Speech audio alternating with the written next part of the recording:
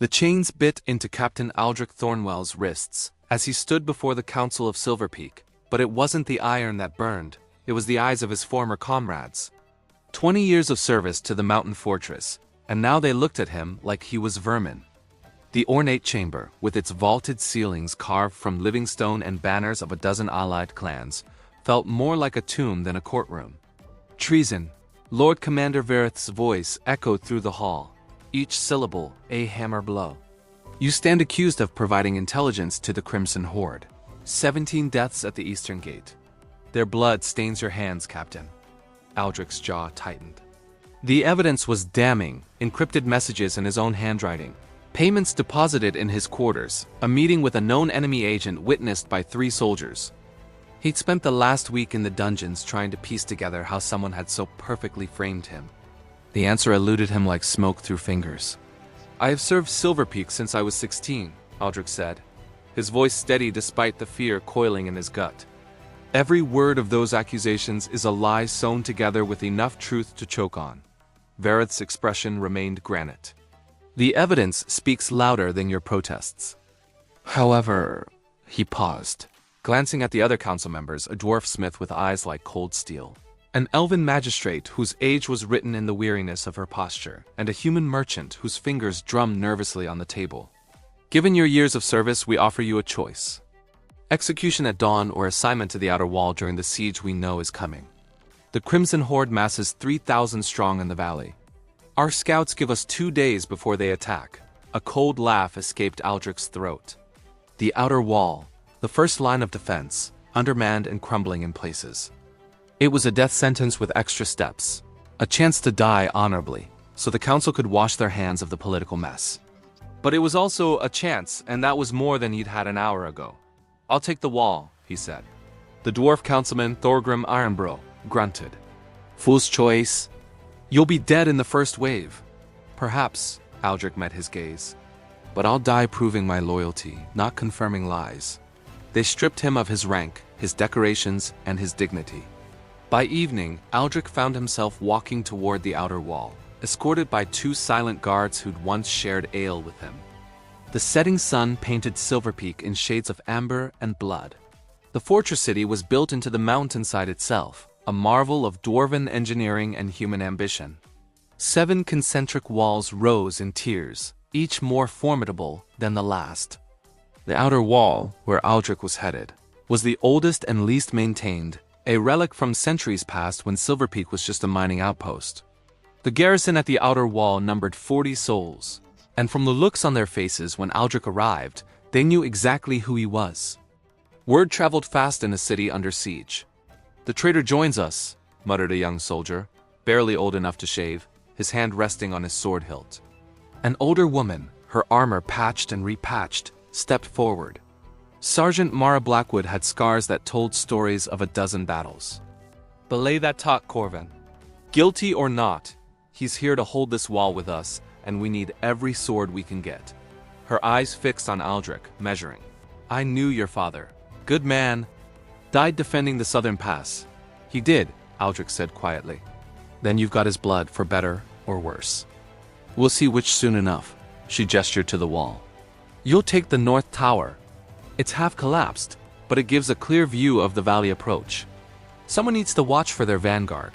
That night, Aldric climbed the crumbling stairs to the north tower, his mind churning. Someone had gone to extraordinary lengths to frame him, not just to disgrace him, but to remove him from a position of authority. The question was why? What did they gain by putting him here, on the wall least likely to hold when the Horde came? Unless... The thought struck him like lightning. Unless the point wasn't to kill him, but to remove him from the inner walls where he might notice something. He'd been captain of the gate, responsible for security rotations, supply inventories, and defensive preparations. What if the traitor wasn't him, but was still in Silverpeak, working from within? Aldric stared out at the darkening valley, where campfires were beginning to dot the landscape like fallen stars. 3,000 soldiers of the Crimson Horde, and somewhere behind Silverpeak's walls, someone was working to ensure those soldiers found their way inside. He had 2 days to figure out who. 2 days to clear his name. 2 days to save the city that had condemned him.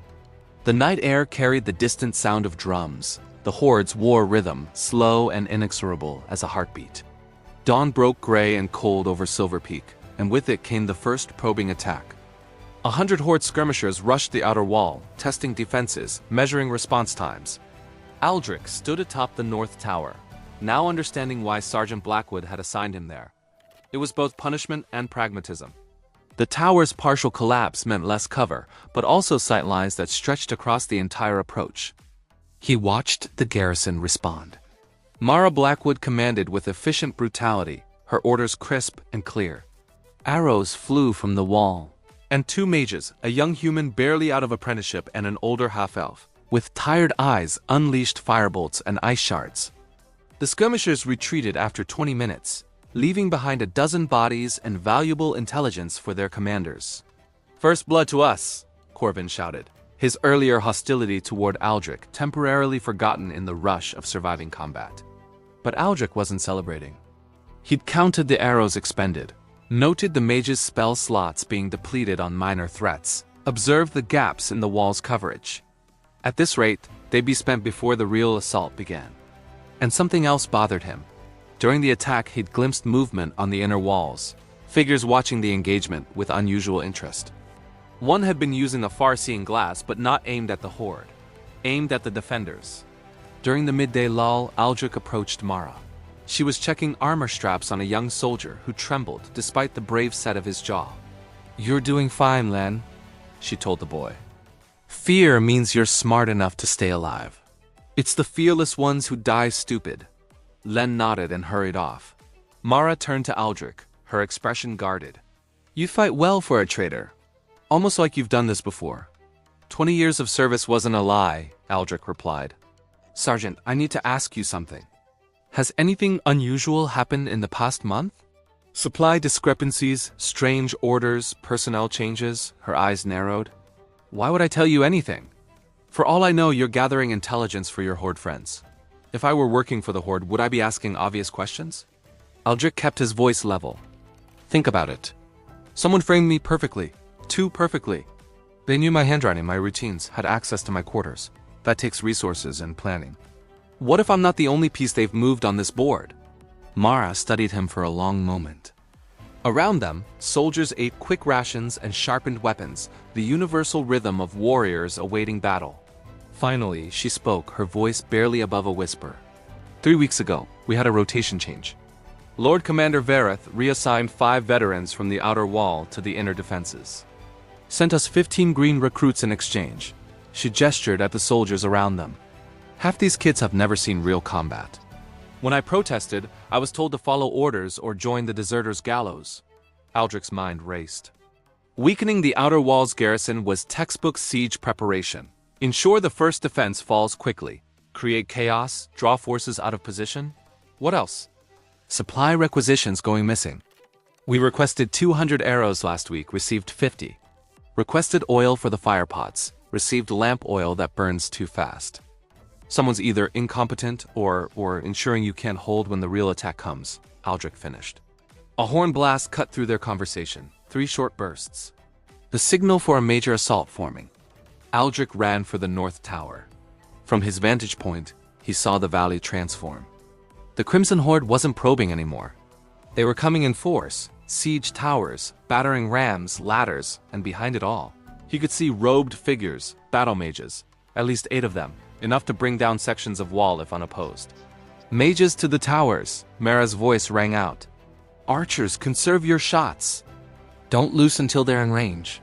The 2 fortress mages took positions. The young human, whose name Aldric learned was Jace, climbed to a tower near Aldric's position. The half-elf Salimi moved to the eastern approach. 8 enemy mages against 2 defenders. The mathematics of that equation ended in rubble and death. Jace's hands trembled as he prepared his first spell. Aldric could see the raw potential in the young man, but also the inexperience. One mistake, and he burned through his spell slots before the siege towers even reached the wall. "Jace," Aldric called. "Don't cast until I mark targets. We need to make every spell count." The young mage looked at him with a mixture of fear and desperate hope. "You know battle magic? I know tactics. Trust me, and we might live through this." The Horde advanced like a tide of steel and fury. Their war drums pounded a rhythm that seemed to shake the very stones of Silverpeak. Aldric watched, calculating distances, counting siege engines, looking for the vulnerabilities in their formation. And then he saw it, something that made his blood run cold. Among the Horde's banners, one flew with a symbol he recognized.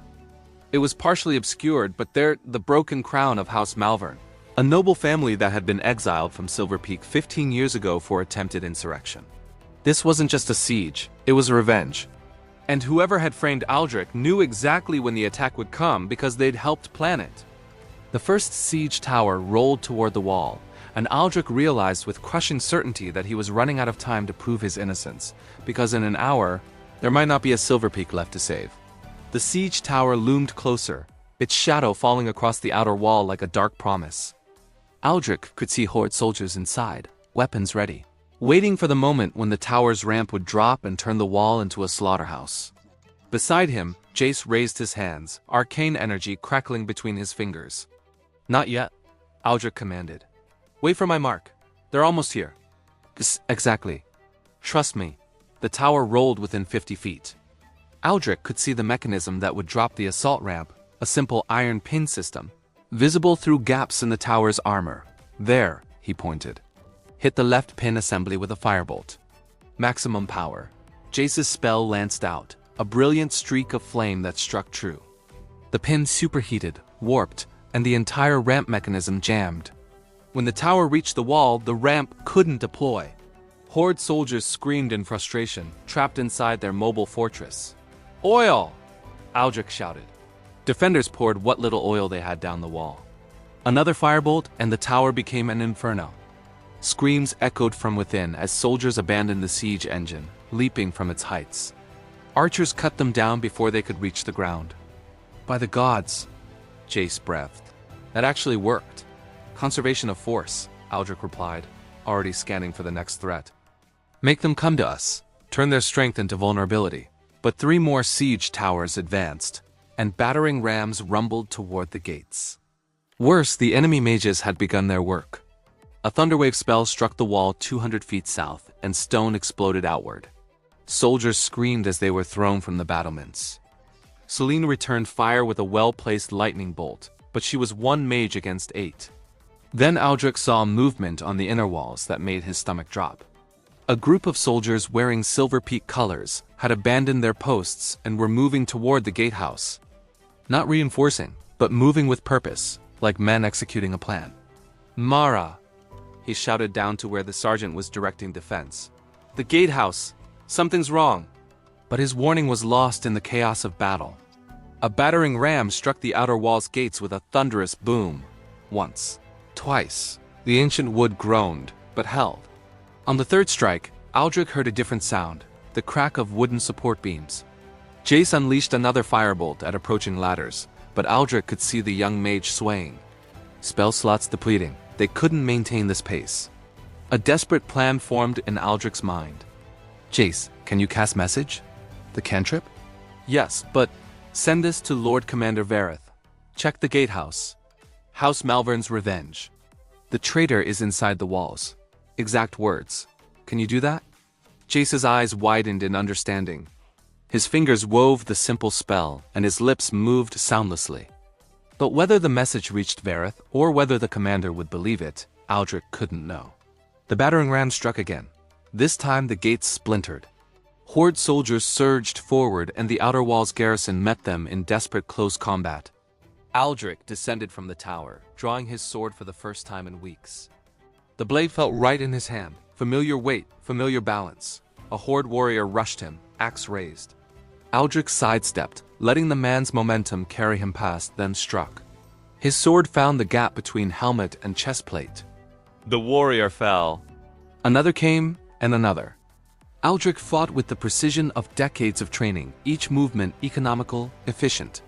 Beside him, Corvin the young soldier fought with reckless courage, his earlier contempt for Aldric forgotten.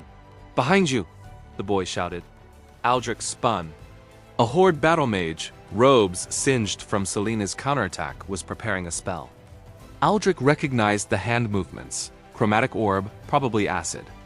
Deadly at this range, he had maybe 3 seconds. He grabbed a fallen shield, raised it just as the spell released. Acid splashed across iron, eating through metal but losing most of its potency. The mage's eyes widened in surprise at the quick defense, surprise that cost him. An arrow from Mara's bow sprouted from the mage's throat, and he crumpled. "I'm starting to think you might not be a traitor," Mara said, appearing at Aldric's side, already knocking another arrow. "Save the apology," Aldric replied. "We need to, horn blast cut him off. Not from the Horde, from inside Silverpeak. From the inner walls, 3 long notes. Emergency. Betrayal from within." Through the chaos of battle, Aldric saw figures fighting on the gatehouse of the second wall. Some wore Silverpeak colors. Others had torn them off, revealing the broken crown of Malvern underneath. The false soldiers were trying to open the inner gates from the inside. "It's a coordinated attack," Aldric shouted to Mara. "They frame me, remove me from the inner defenses, weaken the outer wall, and plant infiltrators to open the gates when the Horde attacks. Classic siege treachery."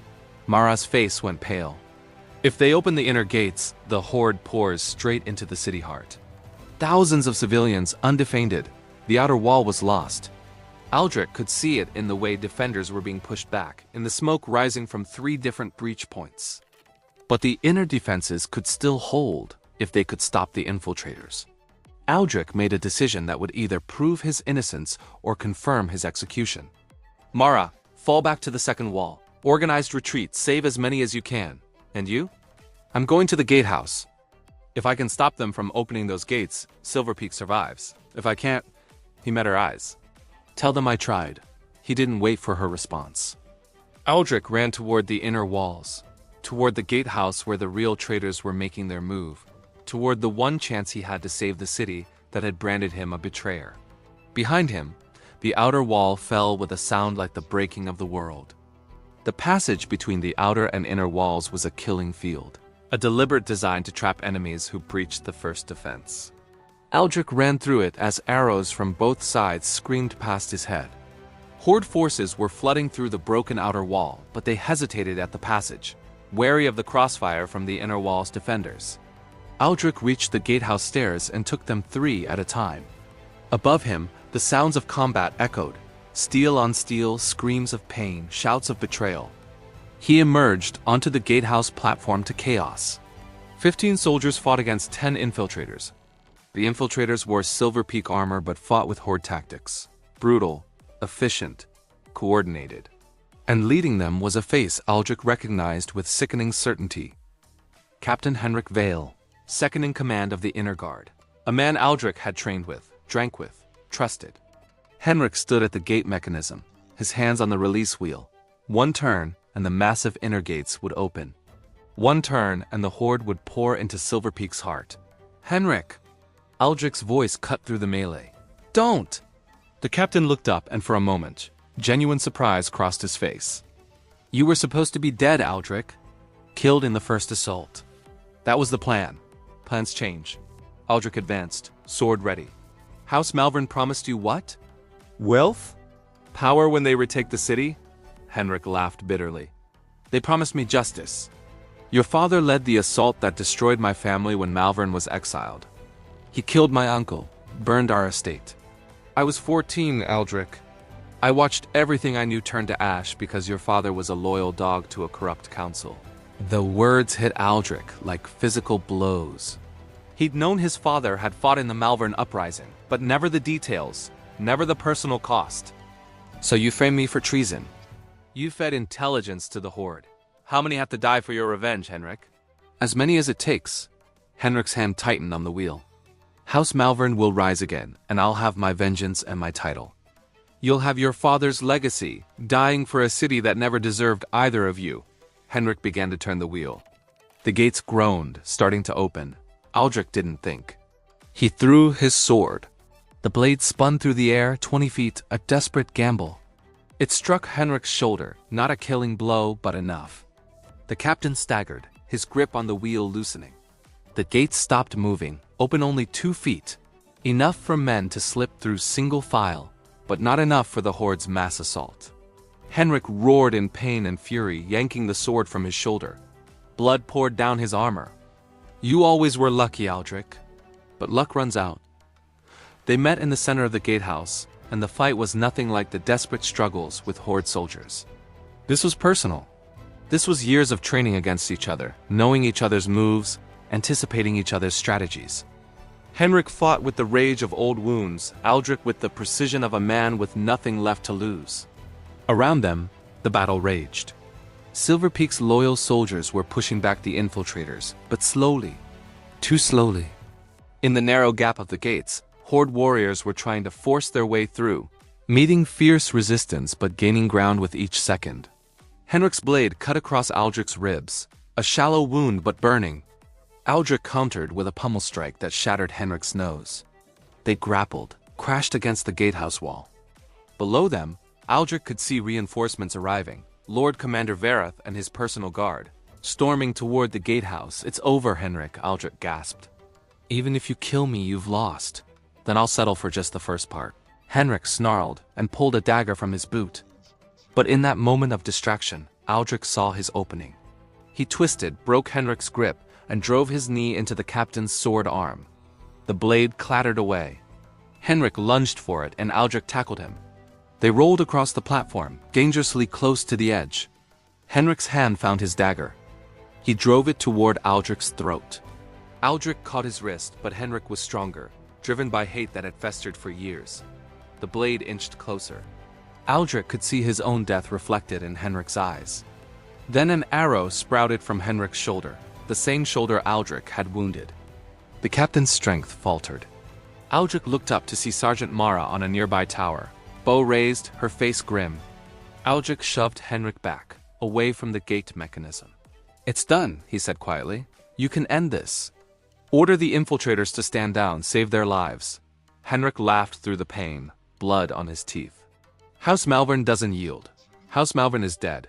Lord Commander Verath's voice boomed as he reached the gatehouse, a dozen soldiers behind him. "And has been for 15 years. All you've served is a ghost's grudge." The fight went out of Henrik then. The infiltrators, seeing their leader captured and Verath's forces overwhelming them, began throwing down their weapons. The Horde warriors in the gate gap, realizing the inner defenses weren't collapsing, began retreating back to the outer wall. Aldric stood, every muscle screaming, wounds bleeding. Verath approached, his expression unreadable. "Your message came through," the Lord Commander said. "Captain Jace's spell." When I saw Henrik and his men moving on the gatehouse, everything fell into place. He gestured at the captured infiltrators. "They'll confess. They'll clear your name." "I know," Aldric said. Then, quieter. "It won't bring back the 17 who died at the eastern gate. Henrik's intelligence cost real lives." "No." Verath agreed. "But you saved thousands today. That has to count for something." Over the next 3 hours, the Horde withdrew. Without the inner gates opening, without their infiltrators succeeding, the assault lost its strategic purpose. They left their dead, their broken siege engines, and disappeared into the valley like a receding tide. House Malvin's last gambit had failed. 2 days later, Aldric stood in the same council chamber where he'd been condemned. The chains were gone. His captain's insignia had been returned, polished and gleaming. The council offered formal apologies, promises of compensation, assurances of restored honor. Aldric listened to it all with distant ears. He was thinking of Henrik, now in the same dungeon Aldric had occupied, facing execution. He was thinking of his father, and the secrets that had died with him. He was thinking of the cycle of revenge that had nearly destroyed Silverpeak. "Captain Thornwell," the elven magistrate said gently. "What will you do now?" Aldric looked at the council, at the city beyond the windows, at the outer wall being rebuilt by workers who sang as they labored. He thought of Sergeant Mara, of young Corvin, of Jace the mage who trusted a condemned man's judgment. "I'll do what I've always done," he said finally. "Serve Silverpeak, protect its people. Try to be worthy of the second chance I've been given." "And the traitor?" Thorgrim asked. "Henrik Vale. Do you wish to attend his execution?" Aldric shook his head slowly. "No, I've seen enough death. Let him make his peace with whatever gods he still believes in." He left the council chamber and walked through Silverpeak's streets. People recognized him now, the captain who'd been framed, who'd fought to save them anyway. Some nodded in respect. Others looked away in shame for having believed the lies. Aldric didn't blame them. In their position, he might have believed too. He climbed to the rebuilt north tower of the outer wall. The sun was setting, painting the mountains in shades of gold and crimson. In the valley, there was no sign of the Horde. Only the scars in the earth where siege engines had stood, being slowly reclaimed by grass and wildflowers. Sergeant Mara found him there. "They want you to command the inner guard," she said. "Henrik's old position." "I know. Will you take it?" Aldric was quiet for a long moment. "I think," he said finally, "I'd rather stay here. On the outer wall, with soldiers who proved their loyalty when it mattered.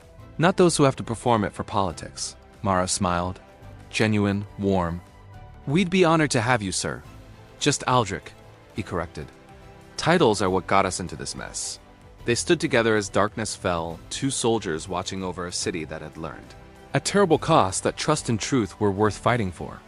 Behind them, the lights of Silverpeak began to glow, thousands of them, like earthbound stars. Each one a life saved, a family safe, a future still possible. And for the first time since chains had closed around his wrists, Aldric Thornwell allowed himself to believe he was home. If this journey has captivated you so far, prove you want more. Subscribe to the channel, leave a like, and strengthen this world. Every bit of support keeps the story alive, brings new chapters, bigger battles, and unexpected destinies. Your choice decides whether the next adventure begins now or remains dormant forever.